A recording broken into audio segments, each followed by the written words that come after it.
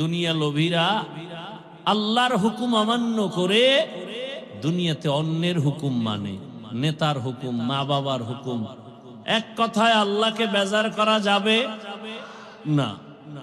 প্রশ্ন হলো বেজার করা যাবে না কেন? বলে দুনিয়াতে আল্লাহকে বেজার করে কাকে খুশি করবা? যাকে করবা সে স্বার্থপর, চান্দাবাজ আর ধান্দাবাজ। একমাত্র নিঃস্বার্থ আমাদেরকে ভালোবাসেন আমার আল্লাহ। আমার আল্লাহ আমাদেরকে যা দিয়েছেন দুনিয়াতে কেউ দেয় নাই। দুনিয়া দেয় দেয় দেয় বলেও দেয় না, আর যতটুকু দেয় তা খোটা দিয়া ধ্বংস করে দেয়। আর আমার আল্লাহ দেওয়ার দরজা অল টাইম খুলে রাখছেন, অল টাইম। রাতের গভীরে তুমি আল্লাহকে ডাকবা, আল্লাহ বলেন লাব্বাইকা ইয়া আবদি। এক সেকেন্ডের জন্য দরওয়াজা বন্ধ নাই। সমুদ্রের মাঝে গিয়া যদি ডাক দাও ইয়া রব, আমার আল্লাহ সেখানেও জবাব দিবেন লাব্বাইকা ইয়া আবদি। আমার আল্লাহকে মহিলারাও ডাকলে জবাব দিবেন, পুরুষেরাও ডাকবে জবাব। এমন কি কোন বিধর্মীয় যদি আল্লাহকে ডাকেন আল্লাহ জবাব দেন। এক আল্লাহর বান্দা মূর্তি পূজা করে, একটা মূর্তি সামনে নিয়ে সনম সনম সনম বলে জিকির করে। হঠাৎ তার অজান্তে জবান থেকে সনম শব্দ বের হওয়ার পরিবর্তে বের হয়ে গেল সমাদ, আল্লাহুস সমাদ। এত বছর যে সনম সনম বলে ডাকছে কোনো আওয়াজ নাই, আজ সমাদ শব্দ যখন বের হয়ে গেল সাথে সাথে গাইবি আওয়াজ লাব্বাইকা ইয়া আবদি। আল্লাহর বান্দা বলেন এত বছর আমি সনম সনম বলে ডাকলাম, কোনো জবাব নাই। আজ আমার জবান থেকে সমাদ শব্দ বের হলো, জবাব আসলো কে আপনি? আবার জবাব আসলো আনা রব্বুক, আমি তোমার রব। আমি অপেক্ষায় ছিলাম কখন তুমি আমাকে রব বলে ডাকবা, আল্লাহ বলে ডাকবা, আমার দরজায় ফিরে আসবা। কারণ তোমাকে কথা বলার শক্তি তোমার মা বাবা কেউ দেয় নাই, আমি আল্লাহ তোমাকে কথা বলার শক্তি দিলাম। দুনিয়াতে আমি আল্লাহ তোমাকে যখন পাঠিয়েছি তুমি দাঁড়াইতেও পারো না, কথা বলতেও পারো না। তুমি দুনিয়াতে আসার পরে তোমার একটাই পুঁজি কান্নার আওয়াজ, আর তোমার কান্নার আওয়াজ দিয়ে কখন কি তোমার প্রয়োজন, এই প্রয়োজনটা তোমার বাবাও বুঝে না, একমাত্র তোমার মা বুঝে বুঝে সব আয়োজন করেছে। তুমি কান্না করেছো, বুঝাইতে চেয়েছো তোমার বড় ক্ষুধা লাগছে, মা তোমার কান্নার ভাষা বুঝে খানার আয়োজন করেছেন। তুমি কান্না করেছো, মা সারা বাবা পর্যন্ত বুঝে নাই। বাবায় বলে বাচ্চা কাঁদে কেন, খানা দেও। মা বলে 5 মিনিট আগে খানা দিয়েছি, আবার কেন খানা দিব? বাবায় বলে তো কান্না করে কেন? মা বলে এই কান্নাটা তার ঘুমের আগের কান্না, খানার কান্না না। ঘুম যাবে বিদায় বাচ্চা এখন কান্না করে। আল্লাহ বলেন আমি আল্লাহ তোরে দুনিয়াতে পাঠানোর পর একটা মা বাবাও কোনোদিন আমাকে বলে নাই কথা বলার শক্তি দাও। কোনদিন তোর মা বাবা বলে নাই আমার সন্তানের দাঁত নাই, দাঁত দাও, হাঁটতে পারে না, হাঁটার শক্তি দাও। যখন যেটার প্রয়োজন আমি আল্লাহ চাওয়ার আগে সব ব্যবস্থা করে দিয়েছি। আমি আল্লাহ পাক সব কিছুর আয়োজন করেছি। তোরে হাঁটার শক্তি দিলাম, কথা বলার শক্তি দিলাম, দেখার শক্তি দিলাম। এখন তুই কচি কণ্ঠে আব্বু বলে ডাক দাও, বাবার কলিজা ঠান্ডা হয়। কচি কণ্ঠে তুই আম্মুকে আম্মু বলে ডাক দাও, মায়ের কলিজা ঠান্ডা হয়। আমি আল্লাহ বাধা দেই নাই। তুই মাকে মা বলে ডাকবি, বাধা নাই। বাবাকে বাবা বলে ডাকবি, বাধা নাই। কিন্তু তোর মা বাবা সামান্যতম তোমার খানা দানা বস্ত্র বাসস্থানের ব্যবস্থা করেছে, আর আমি আল্লাহ যে তোরে জিহ্বা নামের মেশিন দিয়া কথা বলার শক্তি দিলাম, আমি আল্লাহ অপেক্ষায় থাকি। মাকে ডাকো, বাবাকে ডাকো, মাঝে মাঝে আমি আল্লাহকে একবার আল্লাহ বলে ডাক দিবা।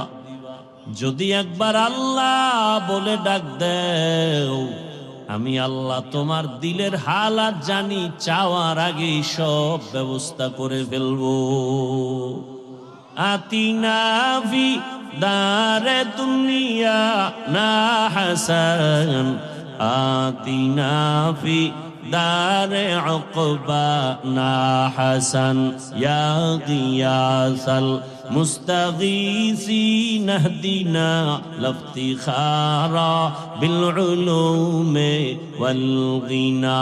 হর গরিদে নেক তু তৈয়ার है, जो न मांगे उससे तू बेजार है। আল্লাহ তাআলা বলেন, আমাকে বেজার কেন করবি? দুনিয়াতে যে তোকে কিছু দেয় সব স্বার্থপর। তাকায়া দেখ, স্বার্থে আঘাত লাগার কারণে মা সন্তানকে মেরে ফেলেছে, আবার সন্তান মায়ের গায়ে হাত তুলে স্বার্থের কারণে। আর আমি আল্লাহ কেমন দয়ার মালিক, আমি আল্লাহ পাক এত মায়ার দরজা দিয়ে আমি তোকে আদর করি। আমি যদি সামান্যতম স্বার্থপর হইতাম, আমার দেওয়া পানি, আমার দেয়া সূর্যের আলো, চাঁদের আলো, আমার দেয়া জমিনের ফসল, গাছের ফল, নদীর মাছ খাও, আবার আমার দেওয়া নেয়ামত ভোগ করিয়া আমার হুকুম মতো নামাজে যাও না। ফজরে তোরে ডাক দিলাম, আয় মসজিদে গিয়া হাজিরা দাও। মসজিদের হাজিরায় তোমাকে পাওয়া যায় নাই, আমি আল্লাহ বেজার না। আবার তোমাকে জোহরের হাজিরায় ডাক দেওয়া হলো মুয়াজ্জিনের, জোহরের হাজিরায় যাও নাই, আমি আল্লাহ তোমাকে আবার আসরে ডাক দেওয়ার ব্যবস্থা করলাম। আমি রাগ করি নাই, যদি আসরও আসতে পারো, ফজর জোহরের সব গুনাহ মাফ করে দিব। বান্দা আসরও আসো নাই, আমি আল্লাহ রাগ না করে আবার মাগরিবে ডাকার আয়োজন করলাম। আসো নাই, এশায় ডাকলাম, সেখানেও হাজিরা দাও নাই। মুয়াজ্জিনের মাধ্যমে ডাকার পর, আলেম ওলামার ডাকার পরেও আসো নাই। এবার আমি আল্লাহ কেমন দয়ার মালিক, আমি আল্লাহ নিজে রেডি হয়ে গেলাম, আমি নিজেই তোমাকে ডাকার জন্য হাজির হব। আমি আল্লাহ নিজেই ডাকার জন্য রেডি। অতিও গভীর হয় রজনী যখন, নীরবে প্রভুর নাম জপিও তখন।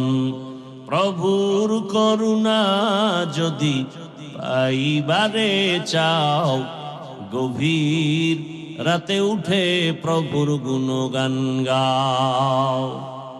আল্লাহ তাআলা প্রতিদিন রাতের শেষ ভাগে ডাকতে আসেন। প্রথম আসমানে এসে ডাকেন, আলা মিন মুস্তাগফিরিন ফাগফির আলাহ। কে গুনাহ করেছো? পাহাড় পরিমাণ গুনাহ করেছো, 20, 30, 40, 50 বছরে। আমি রব ডাকতে আসছি, ক্ষমার দরজা খুলে ডাকতেছি। হাতের গুনাহ, চোখের গুনাহ, জবানের গুনাহ, অন্তরের গুনাহ। একবার যদি বিনয়ের সাথে চোখের পানি ছেড়ে ডাক দিয়া বলো, ইয়া রাব্বি গফিরলি, ও রব আমাকে দয়া করে মাফ করে দেন। আল্লাহ বলেন, তোর গুনাহ করিয়া পাহাড় বানাইতে লাগছে 50 বছর, আর আমি তোকে ক্ষমা করতে 1 সেকেন্ডেরও সময় লাগবে না। আমি আল্লাহ পাক তোকে ক্ষমার জন্য ডাকতেছি। ওঠ। গভীর রজনীতে জমিনের সব নীরব, গাছের পাখিরা ঘুমায়, নদীর মাছ ঘুমায়, সব প্রাণীরা ঘুমায়। এই সময় আমি ডাকতেছি, জবাব দাও। ওযু বানায় যদি একবার সেজদায় গিয়া কান্না করো, ক্ষমা চাও, আমি আল্লাহ তোমার জীবনের সব গুনাহ ক্ষমা করব। কারণ আমি চাই না কেউ জাহান্নামের দরজা দিয়া ঢুকবা। কারণ আমি আল্লাহ জানি জাহান্নাম কত ভয়ঙ্কর, আর তুমি বান্দা কতই দুর্বল। ওয়া খুলিকাল ইনসানু যায়ীফা, আমি মানুষ বড় দুর্বল করে সৃষ্টি করেছি। আমি আল্লাহ চাই না আমার মোহাব্বতের বান্দা জাহান্নামে যাবে। আমি আল্লাহর জন্য ক্ষমার দরজা খুলে বারবার ডাকতেছি। আমি আল্লাহ যদি স্বার্থপর হইতাম, যারা আমার দেয়া নিয়ামত ভোগ করি আমার হুকুম মানো না, নামাজ রোজা করো না, দাড়ি ওসার রাখো না, আমি আল্লাহ ঘুমের মধ্যে তোকে এমন ঘুম পাড়ায় দিতাম আর সজাগ হতে পারতি না। আমি আল্লাহ চাই না তুমি গুনাহ নিয়ে আমার আদালতে আসবা। আমি আল্লাহ বারবার তওবার দরজা দিয়া ডাকি, বান্দা পেছনের গুনাহ থেকে ক্ষমা চাইয়া নতুন ভাবে তওবা করে ইবাদতের ময়দানে দাঁড়ায় যাও, আমলের ময়দানে আগায় যাও। আর তওবা করো, নামাজ ছাড়বা না, বেপরদায় চলবা না, আল্লাহর হুকুমের বাহিরে চলবা না। তওবা করে যদি আর আল্লাহর রহমতের দরজায় যদি দাঁড়াইতে পারো, আমি আল্লাহ তোমার জীবনের সব গুনাহ মাফ করে দিব। আল্লাহ বলেন, আমি আল্লাহ তো তোমার খানার আয়োজন করেছি, তোমার ঘুমের আয়োজন করেছি, তোমার চলাফেরার আয়োজন করেছি। ও বান্দা, আমি আল্লাহ তোমার যা প্রয়োজন ব্যবস্থা করে দিলাম। দুনিয়াতে চলার জন্য আলোর প্রয়োজন, সূর্য আর চাঁদ দিয়ে আলোর ব্যবস্থা করে দিলাম। দুনিয়াতে চলার জন্য তোমার খানার প্রয়োজন, আমি আল্লাহ মোহাব্বত করে ভালো খানার আয়োজন করে দিলাম। খানা তো আমি পিপিলিকারও দেই, গর্তের সব প্রাণীর খানা আমি দেই, নদীর মাছের খানাও আমি দেই, জঙ্গলের প্রাণীর খানাও আমি দেই। কিন্তু বান্দা তোমার খানাটা আলাদা পিওর করে বানিয়েছি। বান্দা তুমি ভাত খাও, চালটা আমি কাভার করে দিলাম, রুটি খাও, গমটাও কাভারে আটকায় দিলাম, যাতে তোমার কোনো দূষিত কিছু বাহির থেকে প্রবেশ করার সুযোগ না পায়। স্বচ্ছ পানির প্রয়োজন, পানি দিলাম, ময়লা ধুয়ে নাও। তোমার চাল আর রুটি রেডি, এখন খাওয়ার জন্য তোমার প্রয়োজন সবজি তরকারি। আমি আল্লাহ কুদরতের দ্বারা তরকারির আয়োজন করে দিলাম, তরকারিও রেডি, পাকানোর জন্য মশলা দরকার। আমি আল্লাহ কুদরতের দ্বারা তোমার মশলারও ব্যবস্থা করলাম। পেঁয়াজ রসুন সব নিয়ামত আল্লাহ দান করেছেন, কোন দুনিয়াওয়ালারা দান করে নাই। আল্লাহ বলেন, বান্দা তোমার শরীরকে তাজা রাখার জন্য সব ব্যবস্থা করলাম। তরকারি ভালো লাগে না, মাছ খাবা, মাছ কত ধরনের মাছ দিয়া দিলাম, খাও, কাবারে আটকায় দিলাম যেন ময়লা তোমার ভেতরে না যায়। গোশত খাইবা, হাজারো ধরনের হালাল পন্থায় গোশতের আয়োজন করলাম। এত কিছু দিয়া আমি আল্লাহ তোমার থেকে কোনো টাকা চাই না, পয়সা চাই না। আমি চাই তুমি ব্যবসা করো, তুমি চাকরি করো, লেখাপড়া করো, সবগুলোকে তুমি ইবাদত বানায় করো। নবীর তরিকায় যদি করতে পারো, তোমার ব্যবসাটাও ইবাদত হবে। নবীর আদর্শ মেনে যদি ঘুমাইতে পারো, ঘুমটাও ইবাদত হবে। নবীজির আদর্শ মেনে যদি খানা খাও, ইবাদতে পরিণত হয়ে যাবে। নবীজির আদর্শ মেনে তুমি চাকরি করো, ইবাদত হয়ে যাবে। আর আমি আল্লাহ ইবাদত করনেওয়ালাকে বিনা হিসাবে জান্নাত দিয়ে দিব। ইবাদত অনেকে মনে করে তসবিহ নাও, পাগড়ি লাগাও, মসজিদে গিয়া জিকির আজকার করো, তেলাওয়াত করো, নামাজ পড়ো, ইবাদত শেষ। না, দুনিয়াতে তুমি যখন যা করবা সবগুলো রাসূলের আদর্শ মতো করো, সব ইবাদত। আল্লাহ পাক সে নিয়ম পদ্ধতি কোরআনে রাসূলের মাধ্যমে হাদিসে দিয়েছেন। পরিবার কেমনে চালাইবা, নবীজি নিজে প্র্যাকটিক্যাল দেখায় গেছেন, থিওরিক্যাল পদ্ধতিও কোরআন হাদিসে দিয়েছেন। পরিবার, সমাজ, রাষ্ট্র, সব বিষয় ইসলামের দিক নির্দেশনা আছে না নাই? আছে। মাইনা নবীর আদর্শ মতো চললেই সব কিছু তার ইবাদতে পরিণত হয়ে যাবে। আল্লাহ আমাদের বুঝার, আমল করার তৌফিক দান করেন। আরো আস্তে করে বলি,